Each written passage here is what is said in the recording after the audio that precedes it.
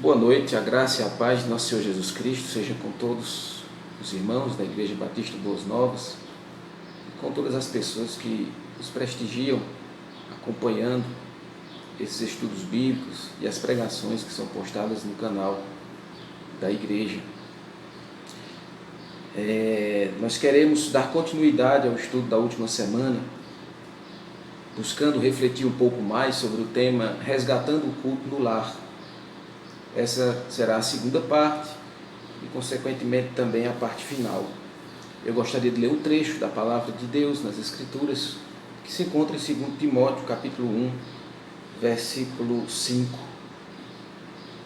quando o apóstolo Paulo menciona a herança cristã recebida por parte de seu filho na fé, Timóteo.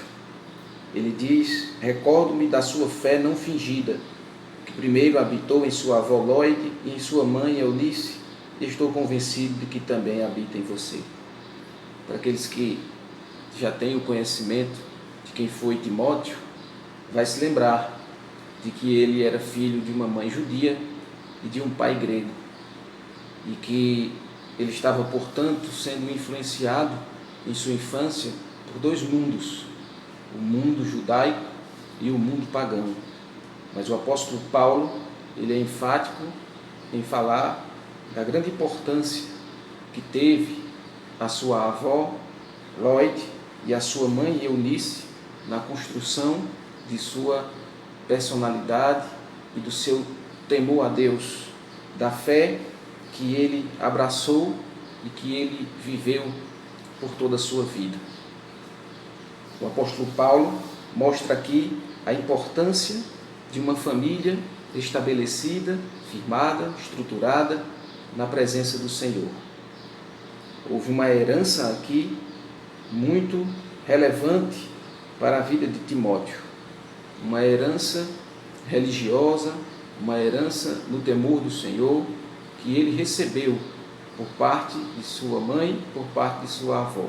Instruções nas Escrituras, o conhecimento do Deus de Israel, que o conduziu a uma vida consagrada, comprometida com o Evangelho, com as Escrituras cristãs, também envolvida no ministério de pregação e de guiar a Igreja do Senhor, como Timóteo fez ao ser abençoado pelo apóstolo Paulo e ser um grande ajudador daquele servo de Deus. Foco nessa questão aqui da família cristã, uma família que vai sendo instruída e discipulada pela mãe, pela avó e, consequentemente, conduzindo Timóteo a discipular outros no temor do Senhor, no conhecimento do Evangelho. Aqui nós vemos nitidamente a importância de uma família que busca adorar a Deus, e servir a Deus e conhecer a Deus através de sua palavra. Isso nos leva a refletir sobre o culto no lar, especialmente nesses tempos difíceis que nós vivemos e que estamos muito conscientes dos últimos acontecimentos. Nada é tão importante quanto manter o culto no lar como uma chama acesa e não deixar essa chama se apagar, nem mesmo quando as igrejas retornarem a abrir suas portas para adorarem a Deus, em público, em comunidade, em aglomerações. Neste caso, nesse ínterim, nesse meio tempo ainda indefinido, só uma coisa vai sustentar todos nós: é o nosso culto particular, devocional, em intimidade com Deus, e o culto em família, o culto no lar. É coisa nova para nós, porque tínhamos mais o costume de ir à igreja e buscar a Deus ali em comunidade. Alguns ainda realizavam o culto no lar, poucos, para ser sincero, muitos poucos. E agora nós estamos com esse desafio E é muito importante que nós venhamos a ter a perspectiva correta, o direcionamento certo, para nós aproveitarmos bem este momento e buscarmos a Deus junto com os nossos entes queridos. Na última lição, eu deixei 4 perguntas para serem respondidas. Por que fazer o culto em família? Onde fazer? Quando fazer e como fazer? Queremos responder essas questões de uma maneira bem prática e também fazer alguns apontamentos acerca da importância dos puritanos ingleses, que foram tremendamente usados por Deus para darem não só à Inglaterra, mas ao mundo inteiro o caráter, moldarem o caráter de uma família genuinamente cristã e de uma família que realmente serve a Deus em união. Vamos tentar responder primeiro a pergunta: por que fazer o culto no lar? Fiz alguns apontamentos e estes são, acredito, sumários e suficientes para nós termos uma compreensão adequada de por que fazer o culto no lar. Em primeiro lugar, tratamos um pouco disso no último estudo, nós somos adoradores. Deus nos chamou para adorá-lo. E essa adoração, ela não só inclui, mas ela começa no seio da família. Em toda a família está devotando o seu tempo em serviço e em louvor a Deus. Quando a palavra de Deus diz: ao vinde, adoremo-nos e prostemo-nos, ajoelhemo-nos diante do Senhor que nos criou, é um convite para todas as famílias do povo de Deus se reunirem e buscarem a Deus e reconhecerem a grandeza e o senhorio de Deus. Isso pressupõe reverência, temor, respeito, adoração e comunhão. Segundo lugar, por que fazer o culto no lar? Ele centraliza o lar em Cristo. Se você quer realmente que sua família seja uma família centrada no Senhor Jesus, uma família que serve a Deus, isso deve se refletir em um momento onde essas pessoas, esses membros da casa, da família, se reúnam e ofertem a Deus o seu culto. E através dessa oferta do culto ocorre o aprendizado, o crescimento no conhecimento das Escrituras, a intimidade com Deus por meio da oração e também a intimidade entre os familiares. Ou seja, quando uma família adora a Deus em um momento do dia, ela está buscando fazer com que a sua casa seja centralizada no Senhor Jesus Cristo. Em terceiro lugar, a questão do discipulado. É um excelente momento para que a família seja instruída no conhecimento da palavra de Deus e possa se tornarem discípulos do Senhor, ainda mais devotados, mais entregues a Deus, e que adquira o conhecimento da palavra de Deus. O chefe de família, junto com a sua esposa, vão estar sendo instrumentos de Deus no discipulado do seu próprio lar. E é onde se encaixa a quarta resposta no porquê fazer o culto em casa, para educar os filhos no cristianismo. A educação cristã dos filhos é responsabilidade dos pais.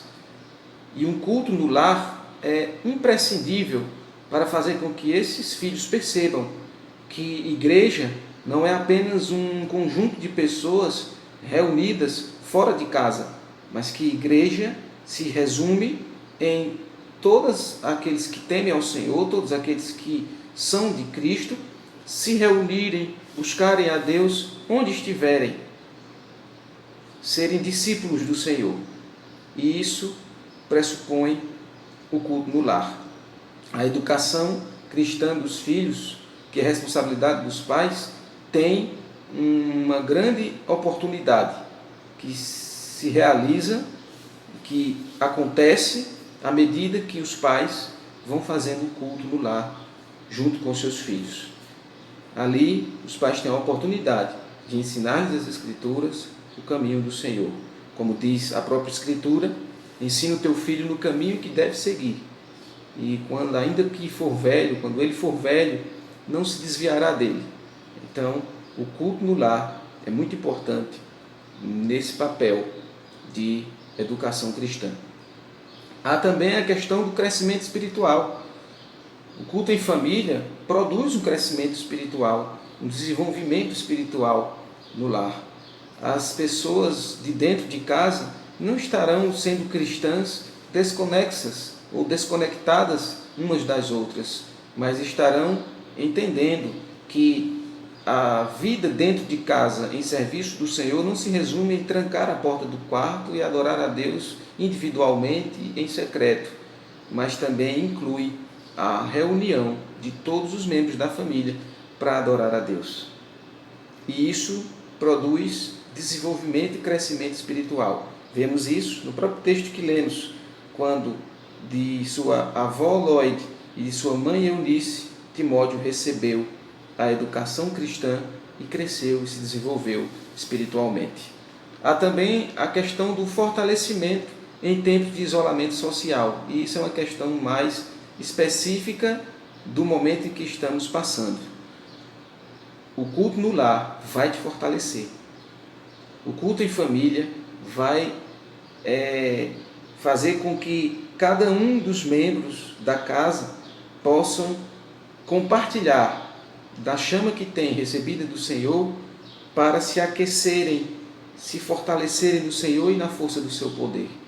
A oração em conjunto, a leitura bíblica em conjunto, a discussão dos assuntos no intuito de compreender melhor a palavra.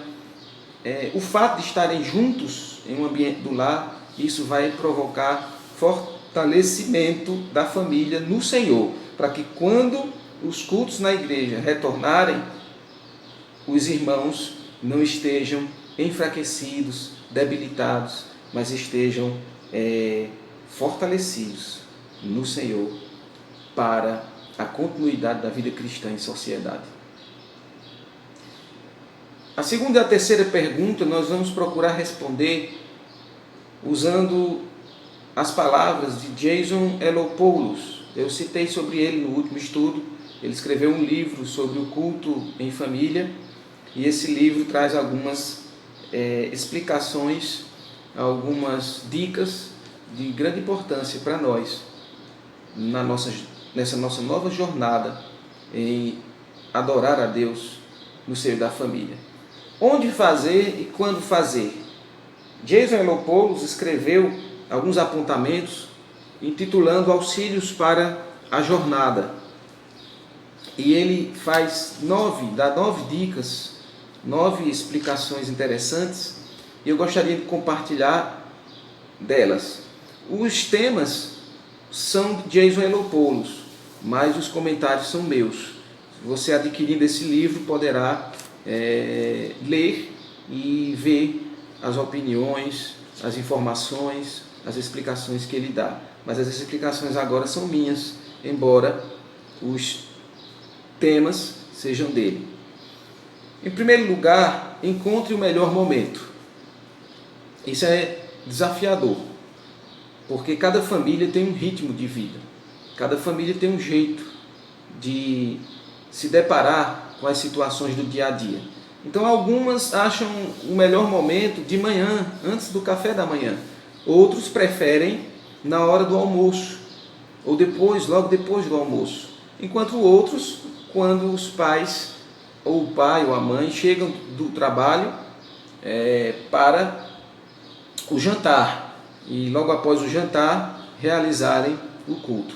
Então, cada família deve encontrar o seu melhor momento, aquele momento do dia em que existam menos interferências e mais liberdade para se realizar o culto. Segundo lugar, o mesmo horário. Isso é muito importante para criar um ritmo no culto doméstico. Não é aconselhável fazer o culto doméstico em horários diferentes a cada dia, porque isso não cria um ritmo. Nós sabemos, por exemplo, que no culto público, todas as igrejas têm um horário específico de realização deste culto. E em nossos tempos modernos, geralmente a maioria dos cultos acontecem durante a noite, às 19 horas, ou às 19h30, ou mesmo às 18 horas, dependendo da igreja. Mas sempre, todos os dias são naquele horário. Que isso aconteça também no culto doméstico. Que aquele horário do dia seja sagrado para você, chefe de família, para a sua casa, realizar o culto na presença do Senhor. Então, priorize um horário e que esse horário se torne chave. Terceiro lugar, o mesmo lugar, o mesmo local. Alguns gostam de fazer o culto ao redor da mesa da cozinha, ou da mesa da sala de jantar. Os puritanos costumavam realizar momentos de devoção a Deus em família nesses lugares. Costumavam realizar mais ao redor da mesa, onde podiam, antes da refeição, agradecer a Deus e realizar um momento devocional, ou mesmo depois da refeição. Mas cada família vai estabelecer o melhor lugar. Às vezes é aquele cantinho da sala, às vezes é dentro de um quarto, ou mesmo na área de serviço, ou no hall da casa, enfim, em algum lugar onde se torne um lugar específico e sagrado, mas que esse culto seja feito sempre no mesmo lugar. É muito importante que seja ali, porque isso cria um vínculo espacial, principalmente para as crianças pequenas, para os filhos pequenos. Eles vão entender que quando o pai e a mãe se dirigem para aquele local, aquele lugar é o lugar onde se realiza o culto em adoração a Deus. Quarto ponto, comece devagar. E queremos dar uma explicação sobre isso. Começar devagar não é necessariamente começar o culto arrastadamente. Não se trata disso. O comece devagar aqui é que você não pressione sua família. Comece com consciência, com coerência, sabendo que é algo novo e que as pessoas vão aos poucos se acostumando com aquele culto no lar. Então, que não seja uma coisa forçada, rígida, mas que seja algo feito de maneira sábia, consciente. Vá devagar. Não precisa necessariamente realizar o culto no lar de segunda-feira a domingo, ou de domingo a domingo, ou de segunda a segunda. Pode-se começar devagar, realizando 2 cultos ou 3 por semana, intercalando os dias, para que a família vá se acostumando e com o tempo vão se aumentando os momentos de encontro, para que não seja uma coisa obrigatória, mas que seja uma coisa natural, desejosa de se fazer, algo que nos leve a entender que Deus não quer que sejamos religiosos frios e rígidos, mas pessoas que adoram e temem a Deus em liberdade, no serviço do Senhor. Quinto lugar, que haja concisão. E concisão é brevidade. Não é coerente realizar um culto no lar de 2 horas, de 1h30, ou até mesmo de 1 hora, 30 minutos, inicialmente 20 minutos, até mesmo um culto, um momento de serviço a Deus, de adoração a Deus de 15 minutos, é suficiente por enquanto, para que as pessoas possam ir se acostumando, se adaptando e adorando ao Senhor na beleza de sua santidade. Aos poucos o tempo vai se aumentando, e isso naturalmente, e que essa concisão não seja também rígida, marcada no horário. O culto é de 15 minutos e não passa para 16, nem para 20 ou para 25. Que seja uma coisa natural, mas que seja algo breve, que não leve as pessoas ao cansaço e a perder o interesse de buscar a Deus.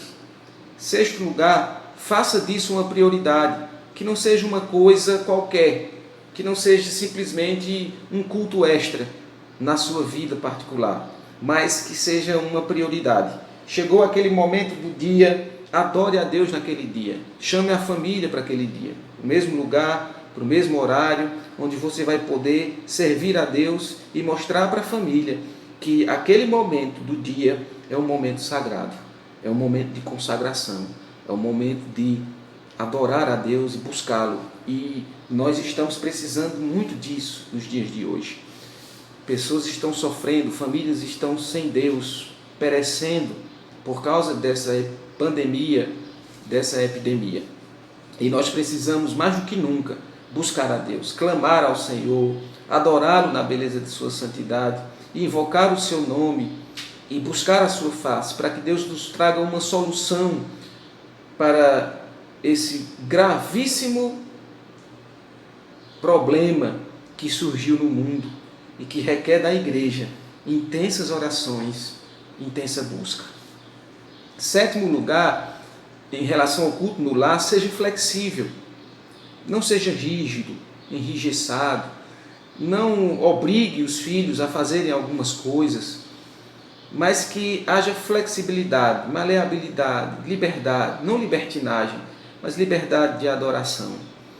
Peça aos filhos, à esposa, ou a esposa ao marido, cada um pode cantar um louvor, pode ler uma palavra, enfim, pode ter a liberdade de adorar a Deus do seu jeitinho particular, de sua maneira pessoal, mas que tudo seja feito com decência, com ordem, para a glória de Deus e sem forçação de barra, né? Como se diz popularmente.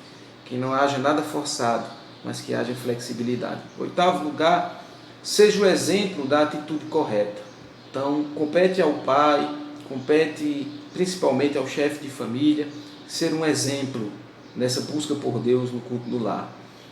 E cada um, principalmente os mais velhos, né, terem uma atitude correta diante do culto.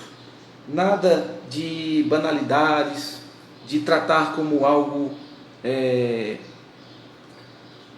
de pouca importância, com relaxamento. Não, mas que haja o exemplo da piedade, do temor a Deus, da adoração diante do Senhor, da reverência, né, do respeito, de entender que estamos diante do Criador das nossas vidas, do Senhor Todo-Poderoso, infinito, cheio de glória, de majestade, que merece toda a nossa adoração, todo o nosso temor e toda a nossa atenção naquele momento, no culto no lar. Em nono e último lugar, que haja perseverança. Persevere, não abandone, não deixe de lado o realizar o culto. A realização do culto é algo de suma importância e você poderá ser tentado, principalmente naqueles dias em que o seu humor não estiver muito bem, em que você estiver ansioso ou até mesmo for acometido pelo mal da preguiça, da negligência, do relaxamento. Que você possa lutar contra o seu próprio ego e perseverar em reunir sua família na adoração ao Senhor. Isso é de suma importância. Trate isso como algo prioritário para o bem-estar de sua própria família nesses dias tão terríveis, tão difíceis. Que você persevere, perseverando em ações de graças, em oração, em buscar ao Senhor junto com sua família.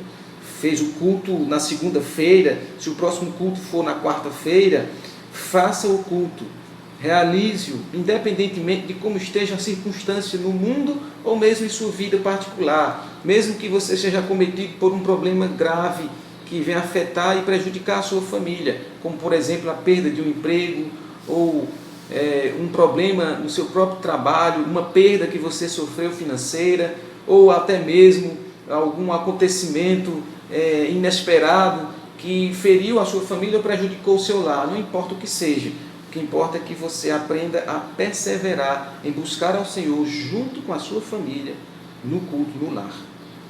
Por último, eu gostaria de falar sobre como fazer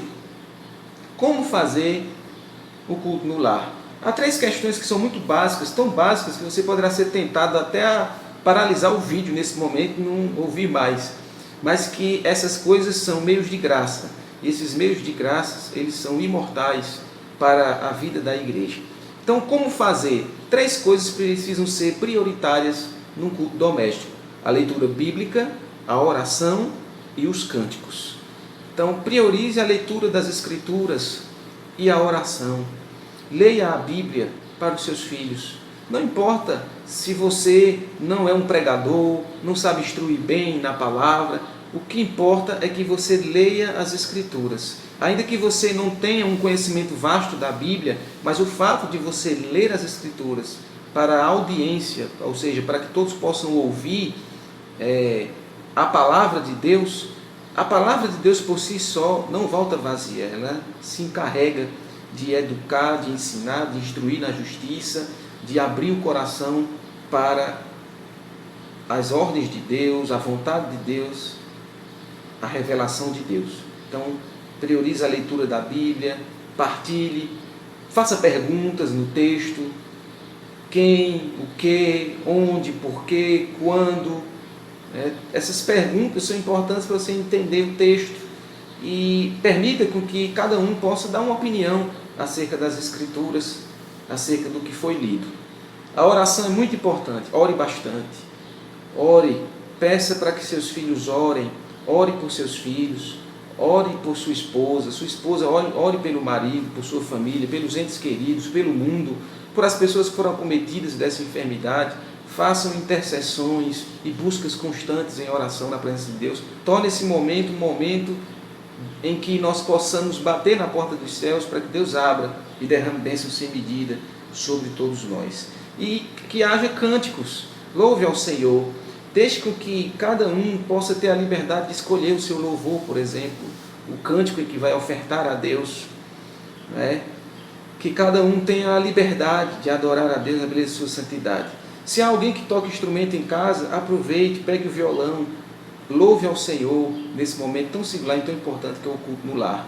E também, se você não tem um instrumento, se você não sabe tocar, há pessoas que gostam de cantar pelo playback, então use o playback, e através dele louve e bendiga o nome do Senhor. E se não tem playback, cante com cânticos do cantor cristão, por exemplo.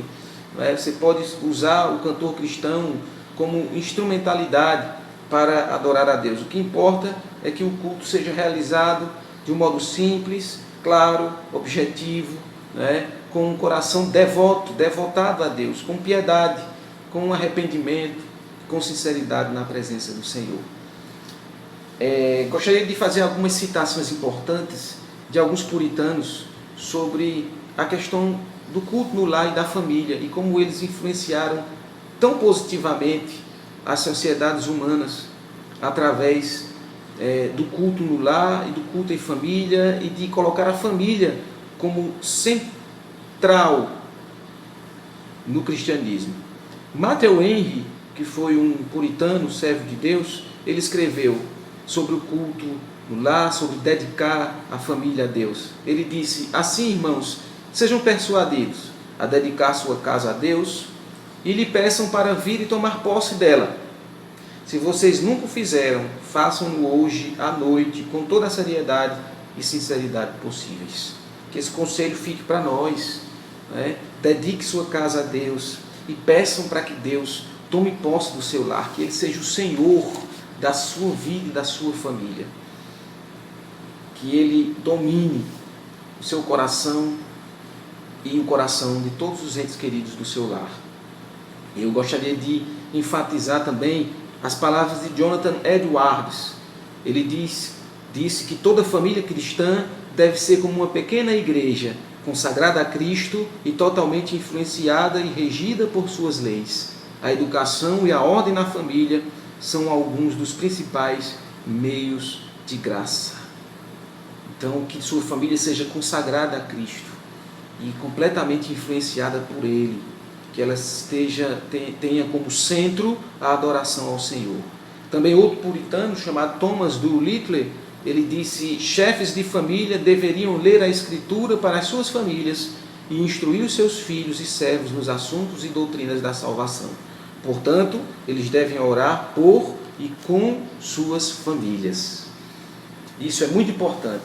Trata-se da força do puritanismo na formação da família cristã. Richard Baxter, outro puritano, faço essas palavras dele, cito para você, para a sua edificação nesta noite. Ele disse: nós temos que ter um olhar especial sobre as famílias, para ver se elas estão bem ordenadas e se os deveres individuais de cada membro estão sendo realizados. A vida da religião e o bem-estar e a glória, tanto da igreja quanto do Estado, dependem muito do governo e ordem da família. Se aceitarmos a negligência disso, arruinaremos tudo. Rogo-vos, portanto, se vocês desejam a reforma e o bem-estar do seu povo, façam todo o possível para promover a religião familiar. Ou seja, a família é a base de tudo. E nesses tempos de pandemia, de dificuldade que nós vivemos, cabe a cada um de nós, como servos de Deus, priorizar a união, a comunhão e o serviço cristão dentro de nossas casas, para adorarmos a Deus, para louvarmos a Deus, para orarmos a Deus, para servirmos a Deus na beleza de sua santidade. A família cristã é formada e transformada através do culto no lar. Que estas palavras, essas explicações possam acalentar o teu coração, encontrar um lugarzinho ali no seu coração, onde Cristo possa reinar e que você possa, como os puritanos fizeram, transformar o seu lar em uma pequena igreja de adoração, de serviço cristão, de comunhão com Deus e uns com os outros. Porque tudo vai passar, essa pandemia vai passar, mas a sua família, ela vai estar forte se ela estiver realizando o culto no lar, se ela estiver adorando, bendizendo e aprendendo do Senhor e buscando a face do Senhor para a cura dela mesma como família e de toda a sociedade, de todas as nações deste mundo, nesses tempos tão difíceis. Que Deus te abençoe e aplique esta palavra em teu coração, em nome e para a glória de Cristo. Amém.